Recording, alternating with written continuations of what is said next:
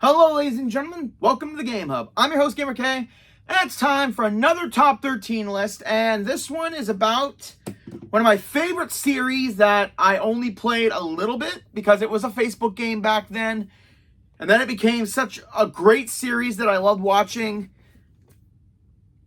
Criminal Case, we are back.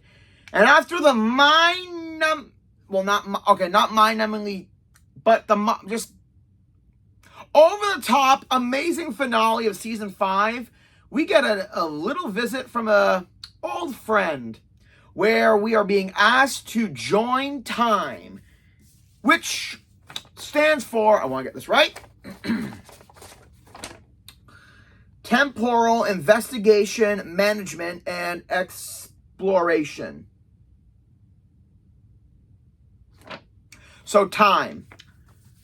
Where this season 6 is Travel in Time, where we join a not advanced group, but a group of time cops to stop abnormalities in the time stream.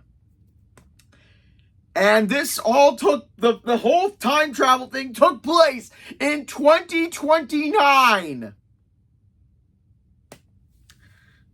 So, that means we're 5 years away from time travel if this game is anything to go by. When did Season 5 take place?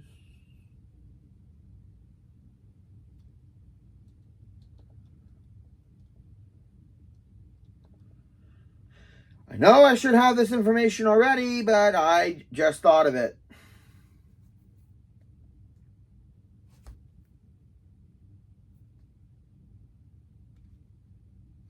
2018, Season 5 came out. So Season 6 came out in 2019, which means 10 years, they predict in the future. 10 years in the future from then. So 5 years now, we should be having time travel. But I don't know. We were supposed to have stuff like that in 2015. Thank you, Back to the Future.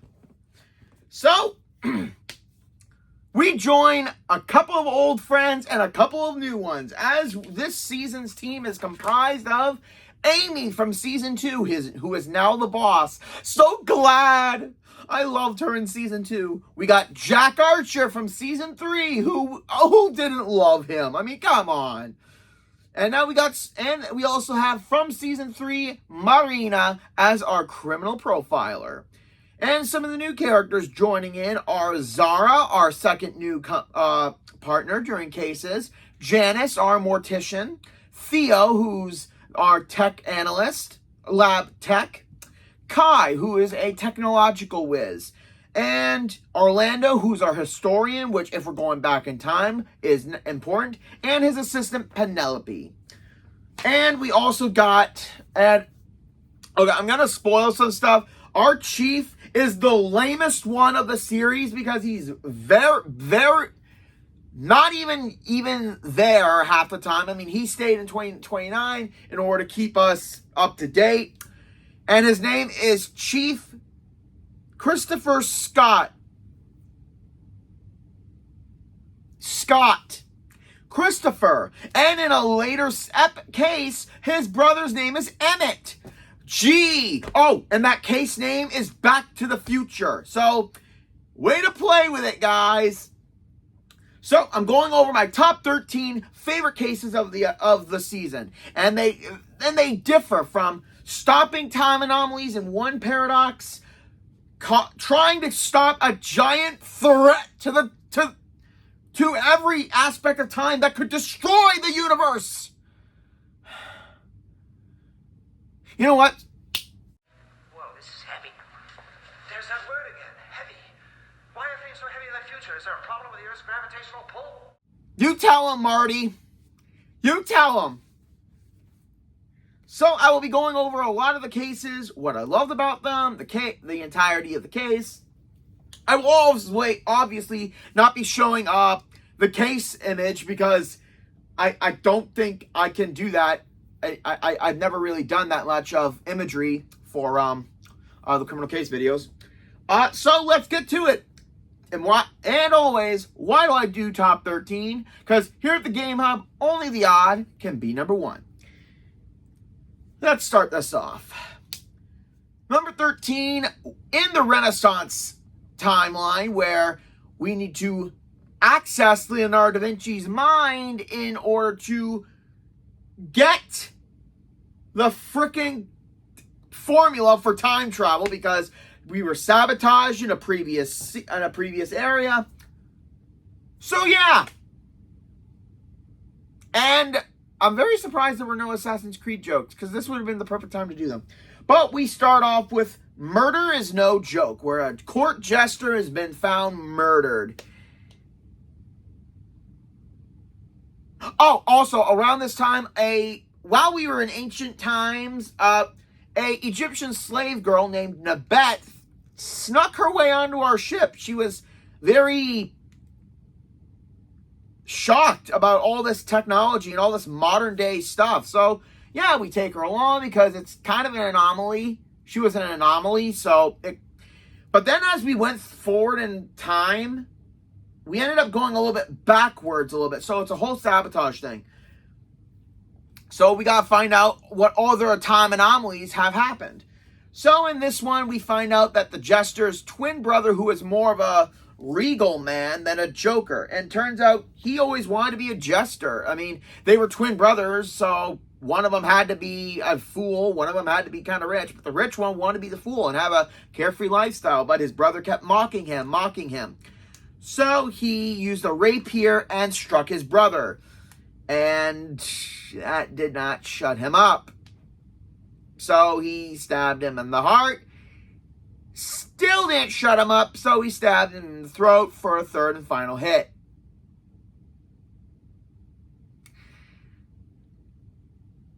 You know, murder is no joke, and this case was really, really well done. I'm not going to lie. I have a little couple cliff notes here, because I haven't watched Criminal Case in so long. I only kind of have it in background music, because I've watched it so many times when I'm doing my art, when I'm coloring and everything. Yep. Okay, that's pretty much. Wait a minute.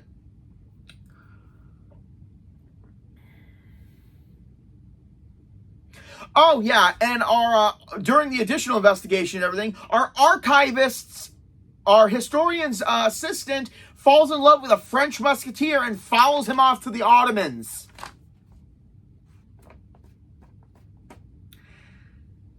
Okay,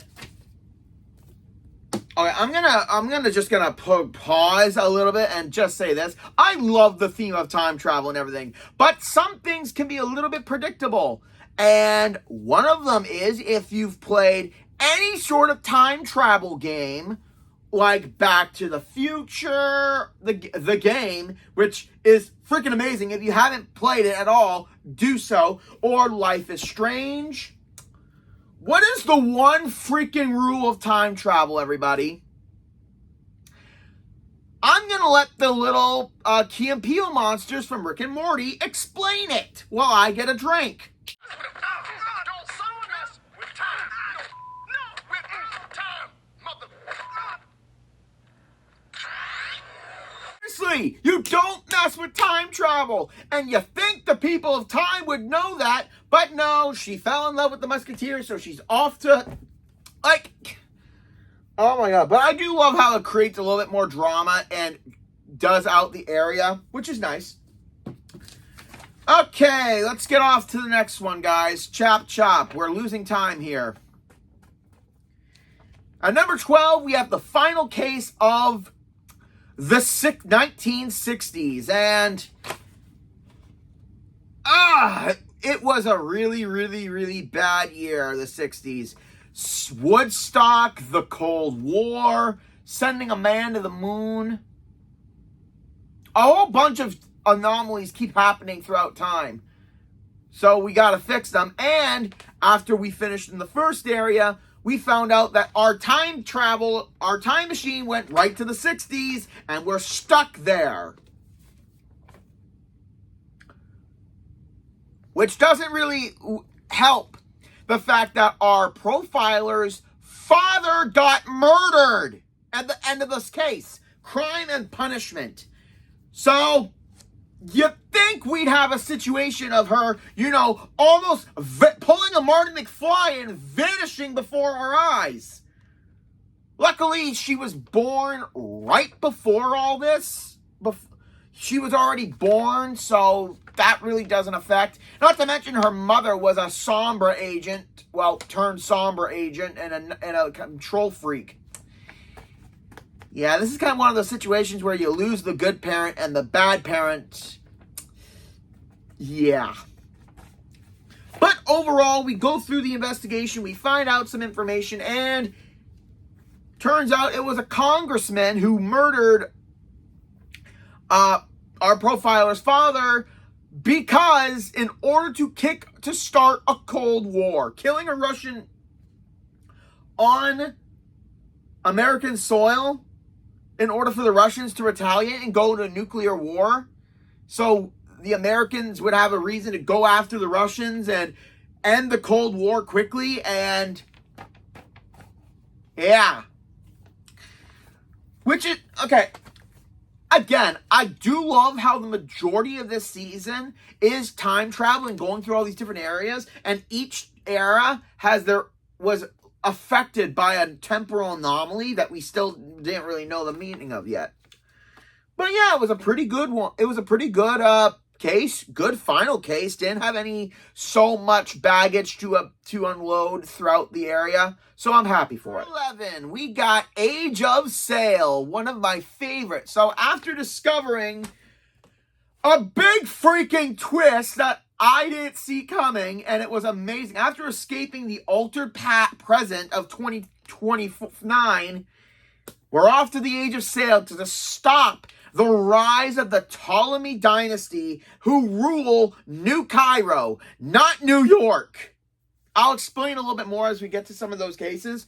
But we have to go through the Age of Sail era in order to prevent the anomalies from gaining a whole bunch of the...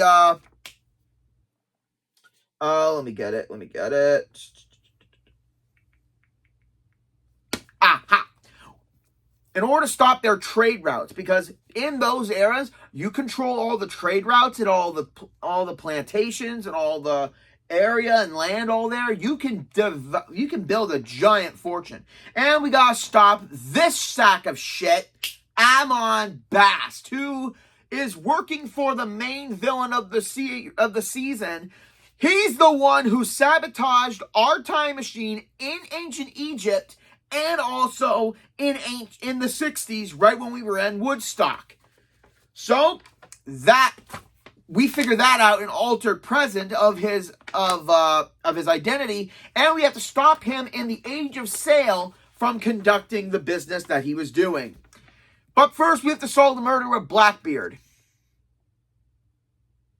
No, not that one. God, I wish that one. You know what? I'm going to try to play it safe and do some of the imageries that aren't so graphic. So, yeah. Blackbeard was poisoned by a piece of fruit. And one thing I love about Criminal Case is that no matter what season they do, they always have some characters that are kind of homages to other characters, and because of this season, they do a lot of historical figures like Leonardo da Vinci. They do Cleopatra, Mark Antony, Octavius, Mary Read. They do a lot of historical figures, and I do love that. So it turns out it was the barkeep at one of the taverns who overheard of Blackbeard's treasure. And obviously Blackbeard would never give up the treasure map without a fight, so he poisoned the fruit and gave it to Blackbeard as he stole the treasure map. And right after we finished all this, Amon maroons us on an island. Great! To be stuck in the Age of Sail is fantastic, but to be stuck at the Age of Sail while there are cutthroat pirates everywhere makes you kind of wish Edward Kenway would show up and save our asses. But again, I love each case. I love every single case of this season. Some of them were good, some of them were okay, but again, these are my choices, and I'm not gonna lie, they all get better and better. Nothing on this list is bad per se. Some of them is more enjoyable, but I can't go into the full case because that would take forever. So, Age of Sail, second case in, did really well. Continue on. Number 10, we're heading back to the Renaissance, where we do Pride Comes Before the Fall, where the vizier of the Sultan is murdered out of impalement of falling on a giant statued sword. And yeah, I do get that there's an Aladdin theme going on here, which I do love. So, turns out that the murderer was the woman who was the victim's adoptive daughter and everything. So, we didn't really know why she murdered him until her parent gives it away. She was in love with one of the concubines of the Sultan, or the harem. Yeah, a girl of the harem of the Sultan. And the vizier believed that she was giving too much influence to him by being a woman and having a mind. So he wanted his adopted daughter to get rid of the girl so he can be the only one whispering and to be power hungry. So again, like Aladdin's Jafar.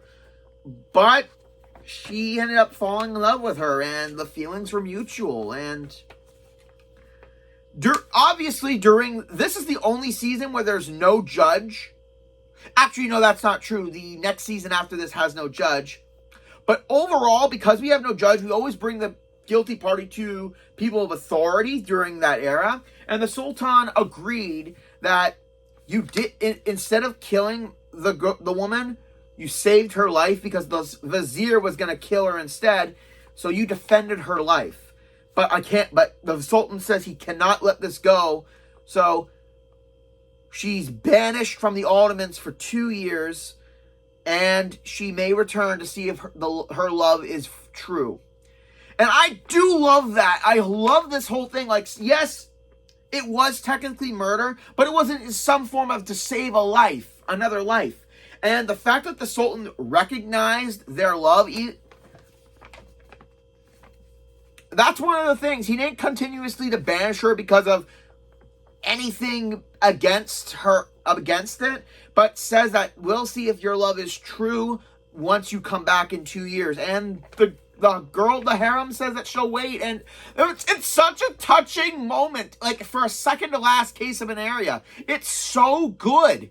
And all the stuff with Penelope and the Chevalier, whatever his name, the musketeer and everything, that's all settled. So then we have to deal with getting Da Vinci out of here again. Yeah. Really, really good. Again, the writing of Criminal Case is so good. I want it to be a series. Okay, Criminal Case fans out there, if you watch any of my videos, here's an idea.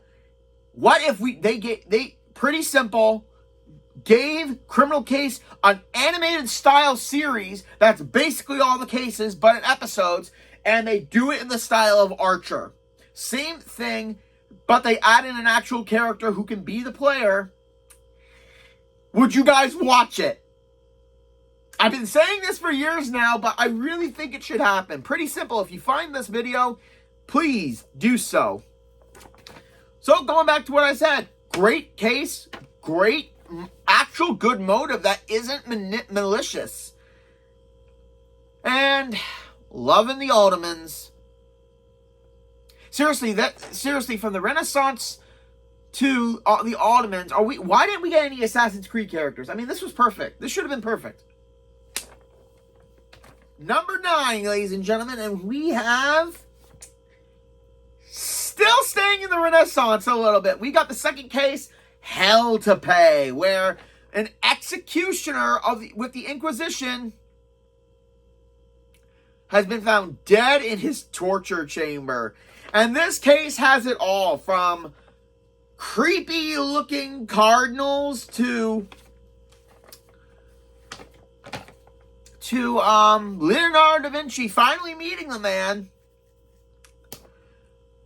to our lab tech being in a brothel with a whole bunch of courtesans. Theo, gonna lie, the guy's a billionaire in his own time, so his parents are rich, so I guess the girls could smell that off of him, so I have no clue. This case was really, really interesting. It did not go the way I thought it was gonna be. But turns out that the victim's wife or fiance, whichever, was the one who executed him. Because he killed her father. After rejecting his advances before, he killed her father, and then she would have to accept his proposal, because back in the day, it was very difficult for women to be on their own in the Renaissance. I mean, okay, not difficult, but unheard of mostly. And when she found out that he was blabbering about it to his buddies, she decided to have some cardinal fun, and my God, though, honestly, I do like this case. I do like it, but it's kind of under the radar of a whole bunch of things in regards to it. So I have to put it a little bit lower. Okay, can we please get like a couple more cases that were not in the Renaissance? Because I've done 3 out of 5 here. Can I? Well, I got what I wanted. Second to last area of the game, medieval Asia. And I do love everything that was done here. And the second to last case, a slice of death, where a shogun has been found sliced in half. Again, I do love the case names, and I do love it all. And this one was a little bit eerie. After we foiled the plans in Age of Sail, Amon comes to medieval Asia in order to gain favor with Genghis Khan by giving him modern weapons in order to overtake China, while the Ptolemy dynasty gains some footing as well. And this SOB does everything possible, from trying to harm our allies, kidnapping the Genghis's daughter, and framing the Chinese on it so that the Mongols can attack. Holy crap. Like, this seems like something Assassin's Creed should do. Oh my God, if we can get something like this in Assassin's Creed Shadows, I will be happy. I will be happy. So going back to the whole murder of the Shogun, it was his trusted samurai. And it was kind of a noble one. The samurai didn't want to be a killing machine anymore, and he wanted to live his life in peace as a monk and not have to kill so much. But the Shogun basically said, "You're my best killing machine, you are not." Because back in the day, samurais had to get permission from their retainer they are the retainer of the Shogun, daimyo, whatever, and they have to get their permission. So they knew he knew he wouldn't let him go, and if he ran away, he'd be hunted. So he killed the Shogun in order to get his freedom. But then after being brought to the Shogun's wife, who is also the leader then now, it's kind of a bittersweet case where, if you guys know about Japanese mythology from either watching anime, from watching video games or anything, when a samurai messes up, it's seppuku, in order to die with honor. And it's kind of a bittersweet, very more bitter than sweet ending in this case, where the guy does eventually die. But in the way I see it, if we fix the anomalies, all the things that we did, gets kind of fixed. So, great case. And then at the end, we find out our guy Theo is vanishing. And we're like, okay, what the hell? So it turns out the princess of Genghis Khan is the great ancestor of Theo's family, and she fell in love with an European traveler who we meet throughout this area. So she doesn't meet the guy she's supposed to, and that chronologically backs up Theo's existence. And if he doesn't exist, half the stuff he does to help us late in the earlier cases doesn't happen, creating another time paradox. Seriously, Back to the Future doesn't have this many paradoxes. Unless you count the ending of the video game, then it's all over the place for no absolute reason, just for a comical ending. So, yeah, we have to fix that in a way, and the last case of medieval Asia kind of gives us a workaround for that. So, that's good. Final case of the Age of Sail. After basically trekking through the dangerous waters, fighting pirates, being marooned, having to save one of our team members from the same fate as Metcalf from Season 3 of Turning Blue, we get going once, going twice, dead.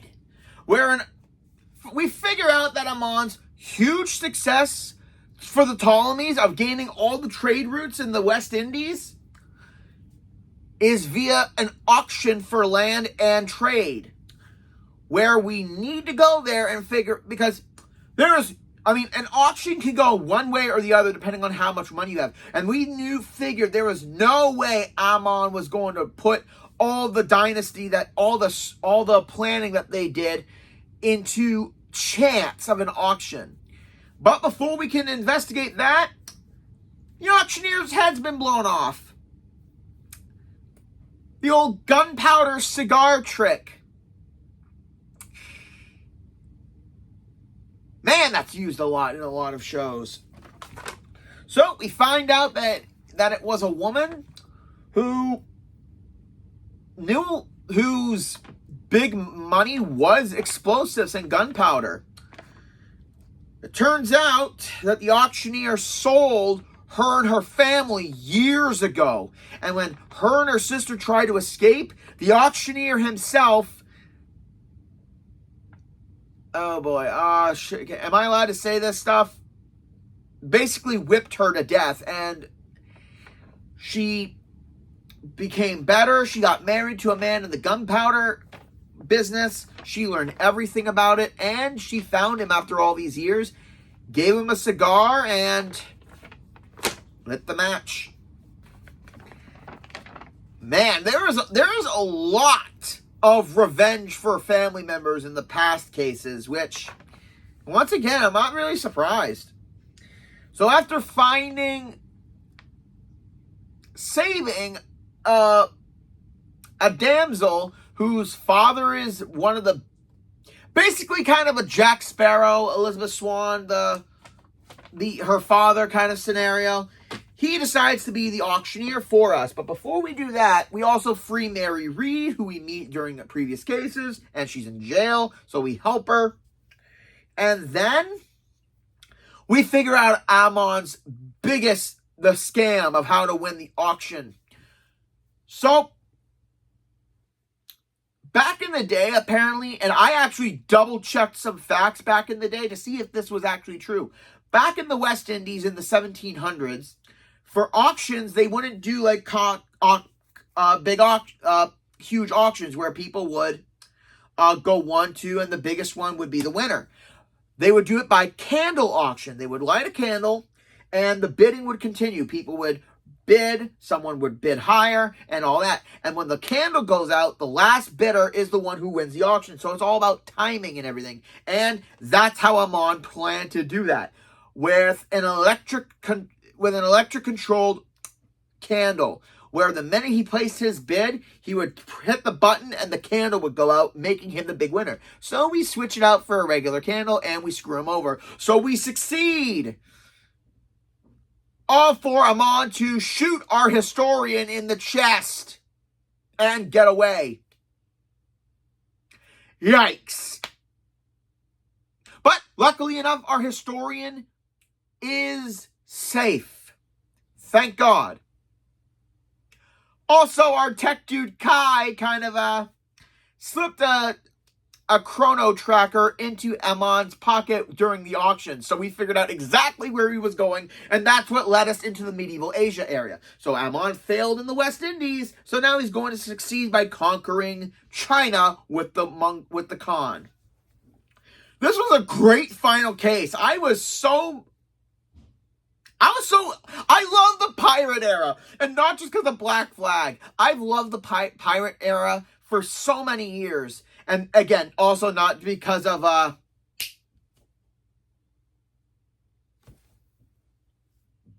Jack Sparrow. I've always loved the pirate era, and this area and this area of the game really captures what it's like being on the high seas.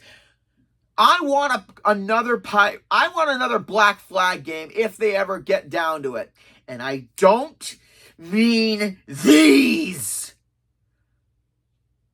Make these things walk the plank with an anchor attached to them. At number 6, we've got... Wait, is this right? Is this? Wait a minute. Okay. Okay, yeah, this is correct. Well, like I said, one of the cases is called the title of my favorite movie, and we get it here. After succeeding in the Renaissance, we make our way back to 2029, where things are a little different. Everything has this technological Egyptian look to it. And we're arrested with police officers with Anubis masks and giant freaking halberds. So welcome to New Cairo, ladies and gentlemen, and we escape trying to find our chief, and he is dead. Our chief has been murdered.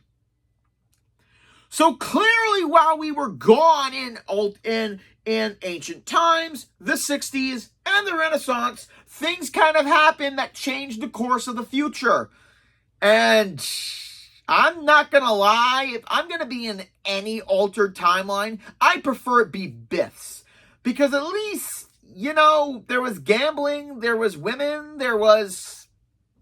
Okay, it was kind of, he was always corrupt and everything, but not to this extent. He became the richest man in Hill Valley. He didn't become a king or president or anything. Oh, God, that would have been the worst.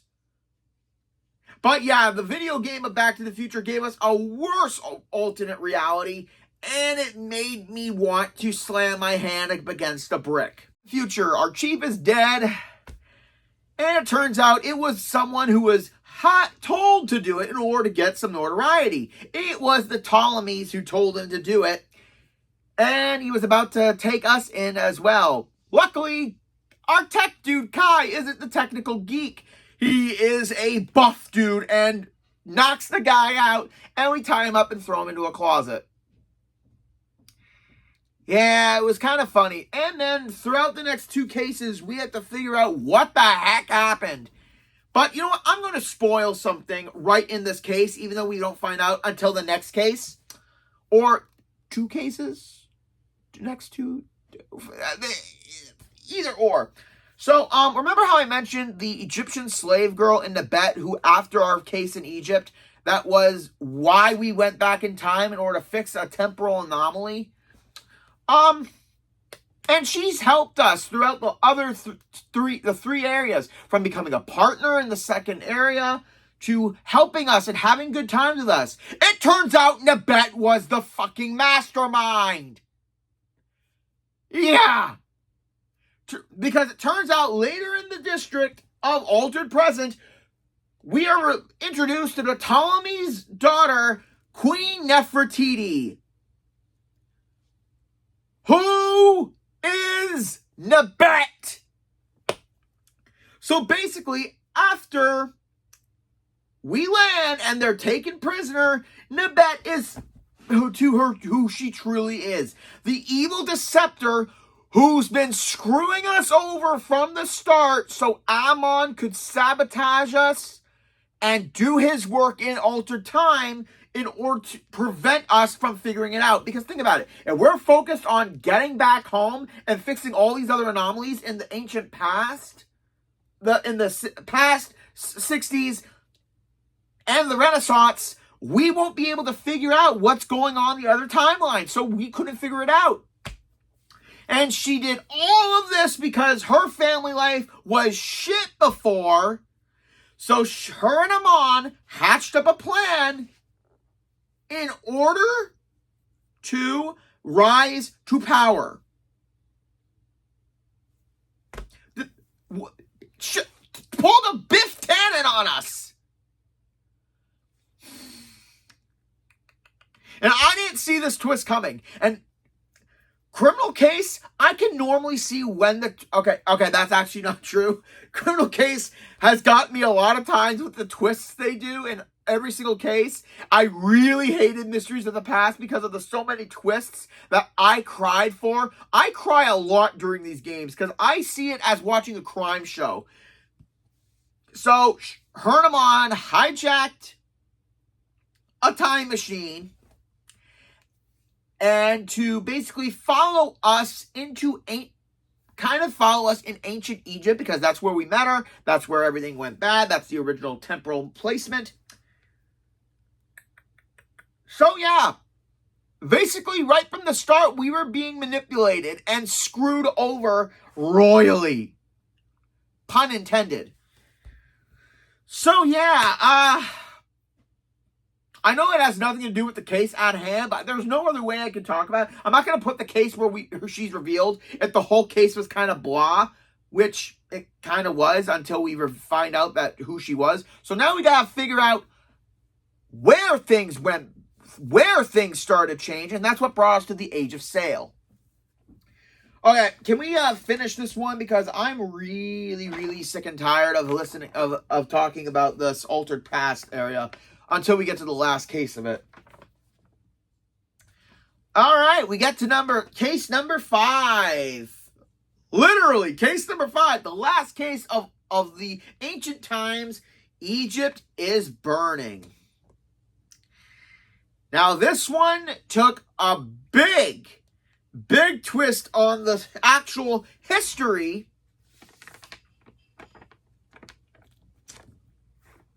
of ancient times. And the murder victim is Mark Antony, who, for those of you who know, was Cleopatra's lover. And also Nefertiti and her family are descendants of Cleopatra, so we kind of wondered if Cleopatra was in on it from the beginning. But I'm assuming no. I'm really assuming no. And, Cleopatra looks so good in this game. Like, hello, queen. But I'll get to that part of the case. So, yeah, the murder victim is Mark Antony, and it's going on right as Octavius, the general and leader of Rome, is attacking Egypt. And during all that, Mark Antony's been murdered. So we gotta figure it out by playing both sides, by pretending to be a Roman general and also working with Cleopatra to figure it out. But then it's revealed that, in a surprising twist that I love, Cleopatra was the murderer, and it's not what we thought. Cleopatra and Mark Antony knew that Rome was going to be tough to defeat, so Mark Antony wanted to die an honorable death and on the battlefield, and Cleopatra helped him with that by, yeah. Because that is what happened kind of in history. It was suicide, and it's one of these cases where that kind of thing happens, and then we bring Cleopatra to Octavius in order for the punishment, and he's going to make a slave out of a queen. Yikes, until she brings out an asp and has it bite her, so she dies as well. She will never die a slave. She'll die as a queen. And it may have happened a lot sooner than history predicted, but I like that even though Criminal Case can kind of mix fiddle with the whole history thing about this season. I like that they kept this case in particular as close to the real events as possible, because it's a twist I would have seen coming if they didn't do it, but they did, and I loved it. And that's where we set off back to 2029, only to get stranded in the 60s. Thanks, Nebet. And that's pretty much, after this case and after this district, this is where the entirety of the plot kind of takes its careened turn. And I do love it. Case number 4, we got the final case of the altered present. Fool's Gold, where we have the Tomley King found murdered in a surprise position as hot liquid gold was poured all over him, and he swallowed some of it, so he suffocated, and the burns didn't really help. So yeah, someone King Joffrey'd this tyrannical jackass. And I love how the murder was done. They used a technological advanced drone to go over to the balcony and drop the gold. Seriously, even when they do different themes, they always do parodies of other movies and TV shows and games and everything. And I do love that about Criminal Case. And being asked by the Empress, well, the Queen of the Ptolemies, and also Nebet, to find out who killed her father.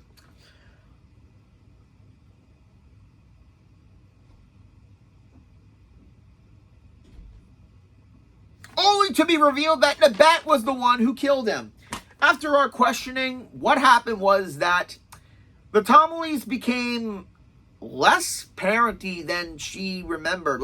Because they became so powerful, they became rulers. It wasn't what she thought it would be. I mean, her parents, nothing. We didn't learn so much about her life before the time mix-up. I mean, obviously, because all records of that would have been screwed up because of the time paradox and the time altering. But I would have loved to know a little bit more about Nebet's life beforehand. So we kind of got a glimpse of why she changed time in order to benefit her family. But yeah, they became power hungry, and her father was going to banish her to an island, which is basically like a camp where they send people to do their prison sentences and everything. Kind of like how they would do in ancient Egypt, sending you to work in the mines and stuff. He was going to send his own daughter to prevent her from taking a time machine and going back and screwing up everything. So she did all of this to get her family power, and now that they had it, they were going to screw their daughter over because they were afraid that because it's not what she wanted, she would go back and fix everything. And her mother banished her anyway after finding out. And then, under threat of us getting rearrested, we are saved, and we head back towards the Age of Sail after figuring out where the Ptolemies gained so much power. Great case, great final for the district, and a great way to get the hell out of this altered hellhole. I mean, a lot of things in the altered present were changed. Like our historian's husband was alive. Apparently, something happened, and he was alive again, and he was contemplating wanting to stay, but he knew that this isn't the timeline, and it's not the man he loved and everything. So I get that there's in every single area, in every single district, there's always going to be that kind of one thing that complements and kind of changes the character's opinions and everything and develops a little bit. Which makes him getting shot at the end of Age of Sail a little bit better, because if he would have stayed, he wouldn't have gotten shot, but at the same time, we would have been fucking dead. So I do love the contrast between everything about these districts. Number 3 is the second to last case of the entire season, The Wrath of Khan, which is a very fitting title. Just gotta do a little bit more research.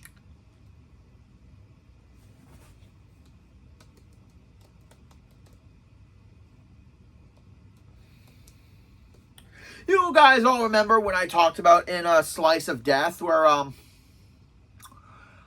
Theo was disappearing because his ancestor, the Khan's daughter, was falling for what was his name?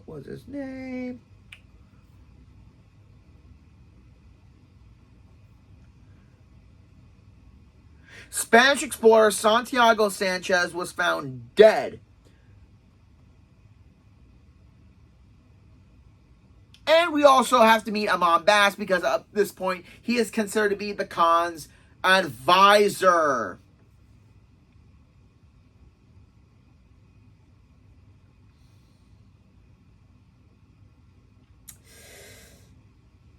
Yep.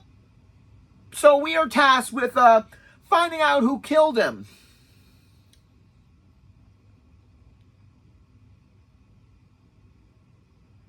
And a lot of them come... Like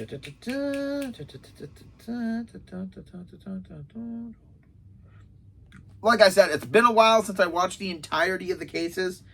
So, yeah.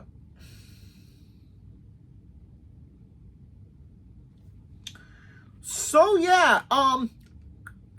And our explorer friend, who has been a great help to us throughout the medieval Asia, was murdered on the Great Wall with a meteor star.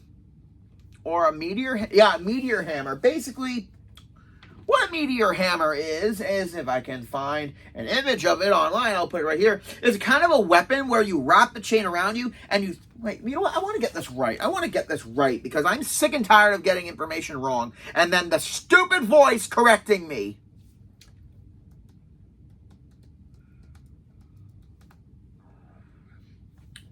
Let's see.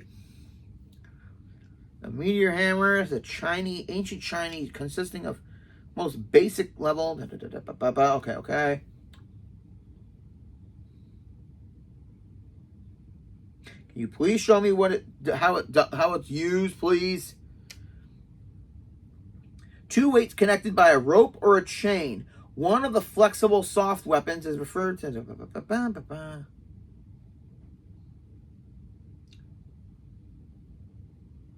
Oh, wow.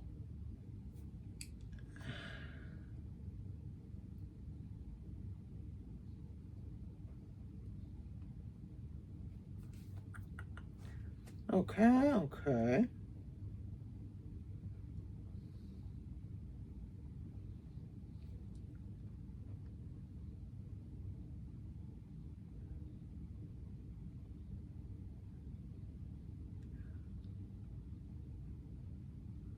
Okay, so it's basically kind of like the hammer toss in the Olympics, where you swing it, and then you let it go, and it hits the enemy with great force. Because looking at the size of these things, yeah, you could definitely not just cave in someone's skull, but basically cave it in and then land it into the ground.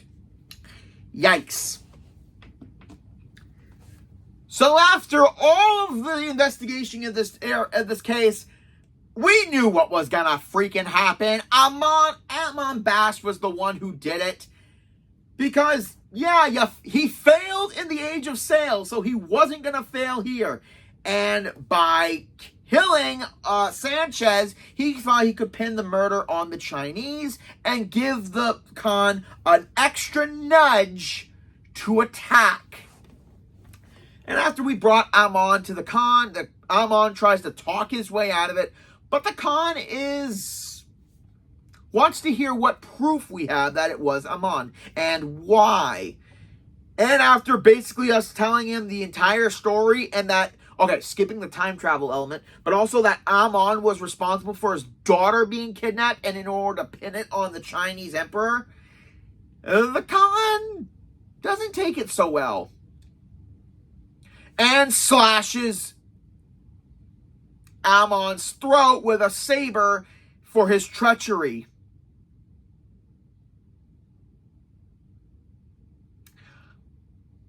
I did not see that coming, but I'm not gonna lie, it was actually pretty badass if you ask me. It's actually pretty insane. But sadly, the Khan still won't listen to us, and he continues trying to invade and conquer China. Even with the Ptolemies done, we still have a war to stop. Luckily, after bringing his daughter to meet the person she was supposed to fall in love with, and we unite them, the Khan sees that the war isn't that calling it off. So we've stopped Ammon's plans once and for all. However, in the end of the case, Orlando basically pulls us aside, gets the team together, and says that our mere existence in all these different time eras and all the anomalies that had happened, basically, we can't fix it all. Because if we try to fix everything, we could create more anomalies and more issues. And there's an old saying for how to explain time travel for someone. You throw a stone into a water, and ripples will cause throughout the pond, which could cause a number of things. The ripple could cause some fish that were hiding to swim away. It could cause small waves that disrupt a lily pad and a frog is on it, and that would imply an animal to find the frog and eat it. So basically, again, one small event can cause a huge ripple. So I will get into that topic in another time. Number 2 is ironically the first case of the season. The death as old as time. So we get to Egypt and we find that the great Caesar has been murdered. Ahead of schedule. Okay, quick. Check his clothes for Templar rings. Check. Oh, no, wait, it was Order of Ancients back then. Well, we got to kill him in one, and yeah. Was it played? No, wait. Can I even do this joke? Oh, well. I mean, at least it wasn't George Clooney playing Caesar this time. So we find out that he's murdered, and that's when we first meet Nebet as she's portraying a Cleopatra's slave girl. And then we meet Cleopatra. We met some other characters. And this is one of the stupidest cases, but at the same time, I find it absolutely hilarious. And I'm going to give the killer credit. I did not expect this for the first of the season, but who can blame him? So it turns out it was an Egyptian guard who killed Caesar, because he's not really a guard. He was an employee of time who loved history and always had a crush on Cleopatra. So he stole a time machine, came to the era, and tried to seduce and bed Cleopatra. You know what? I gotta give the idiot credit.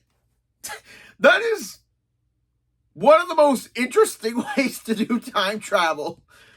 To abuse time travel. I mean, for Christ's sake. I mean, what could be worse? Sleeping with the Queen of France, corrupting young women in Salem, and being portrayed as a witch? Oh, wait, I'm basically just describing Sarah Lance from Legends of Tomorrow. Oh my God.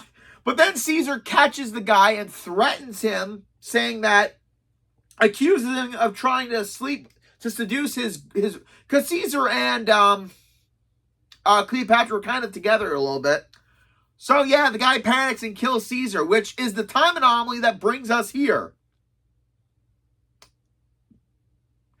Not gonna lie. Plan to bed Cleopatra. Yeah, you know what? I'm gonna give it to him. I'm not even mad at that. That's actually a good use of the. Like I said, that's a bad use to abuse time travel, but at least it wasn't as complicated as what we had to deal with all season.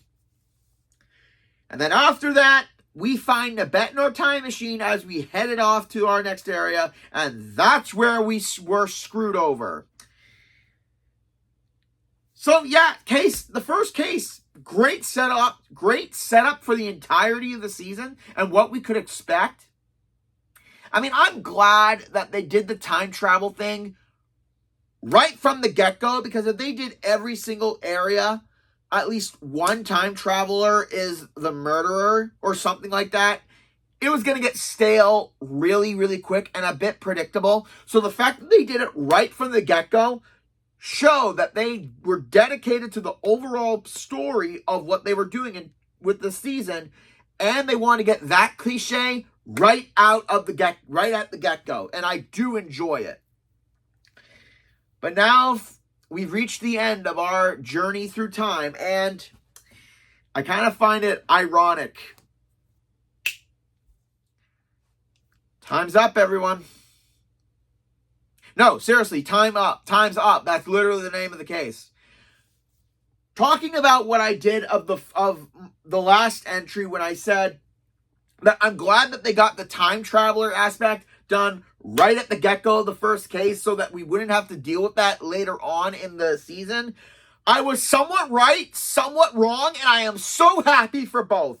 So going back to the Wrath of Khan, Orlando basically tells us there is only one surefire way to fix everything that's happened with all the anomalies, every single case that we did, and to fix the whole situation, altered present. We had to go back to where it all started. Our first anomaly, which was the time traveler and Nabet. Because we had to stop her from getting onto our ship and having Amon sabotage our time machine while we were investigating the death of Caesar. I mean, it is risky because the rule of time travel is do not interact with your previous selves. Also, we couldn't interact with Nabet or the murderer of that case because we didn't figure it out yet. So if we stopped him before we solved the crime, it would let on that we went back in time. So we go. And what's waiting for us at the crocodile pond? Nabet dead. Holy crap, I did not see it coming. And from looking at it, her heart was removed while she was tied up. So yeah. And a lot of suspects come into this. The murderer of the very first case, Cleopatra, Amon, we find him and cage him up. Amy is a murder suspect later on, and this priestess of Ra, who is also a suspect. So Amy is a suspect because obviously Nabet betrayed us, so yeah. But since season 1 or season 2, once we start chapter 3, Amon escapes, we find him, and he is killed too. So the two villains of the season, who we've been struggling to get throughout this entire game, are murdered at the end of the case, at the final case. So obviously Amon couldn't have killed Nabet, because there would be no reason to. I mean, they were partners. So it's revealed that the priestess of Ra was the murderer. And then we find this really, really cool chamber during this investigation where it's kind of futuristic, and we find a hologram of Nabet, which is kind of freaky, I'm not going to lie. So after we confront the priestess, who admits that she killed Nabet and Amon. And I love the way Criminal Case does the animation of when stuff's happening. We notice that her hand is disappearing. And I don't really get it at first. And then it's revealed that she is Nabet, 40 years older, from the year 2069. Yeah. And it's explained in such a good way.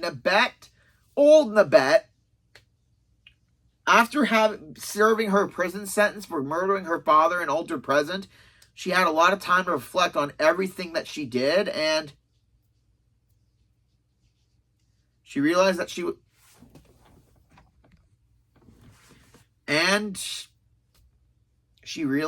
was wrong and what she did, and it brought her, she wanted her family to be powerful and together, but it resulted in everything being torn apart. So she found her way back to New Cairo and stole a time machine and went back in time before we got there, before Amon and her younger self got there, so she could get the guys of the priestess of Ra. And when she found her younger self, she tried to plead with them to stop. But obviously the younger one was too arrogant and too selfish at that point. So she killed herself. Literally killed herself. And then when Amon got loose, she tried to reason with him. But again, he wouldn't listen. So she killed him too. And by killing herself in the past, right before things changed, she was vanishing. And Nabet now, and with them being dead before the sabotage could happen, before the Age of Sail, with the what's the word? The trade routes, the whole Genghis Khan thing could happen. History was fixing itself, and Nabet was vanishing from existence, because that version of her never existed. But that means Amon and Nabet are killed indefinitely. But before she vanishes, she did say that she had time to reflect on all the good times that she had with the team. Like, she felt like, even though she was somewhat being fake, she did enjoy the time she spent with us. Like, it made her feel wanted. So it's kind of a sour note, and I do love it. And with that, we head right back to 2029, and everything is back to normal. Yeah. But after all that, I don't know why, but the next season kind of eliminates the fact that we're a brand new character, because we run into some old characters and they don't know us. Actually, that also happens in the final season until the end, where it's revealed that we do know who these people are. They kind of changed it last minute because they kind of shortened the cases in the last season because of the whole COVID thing. So, yeah, that kind of sucked. But overall, this season, Travel in Time did everything a time travel genre should do. It tackles the dangers of time travel, consequences, and going back to where it all started in order to set things right. And it does it in such a beautiful way. And Time's Up is a perfect way of doing it. Finishing the season where we started it, and it's done beautifully. And that's it for this episode of my Top 13, ladies and gentlemen. I hope you guys enjoyed the list. I hope all of you Criminal Case fans out there are watching, and please send Pretty Simple the idea of doing a Criminal Case series, same animation as Archer, because I would really, really love to have it and watch it again as a series. Well, that's it for this week, ladies and gentlemen. Like, comment, subscribe down below, and join me next week, where we ventured off into time, and now we're going to make mischief in the multiverse as everyone's favorite Green God. This is Gamer K, logging out.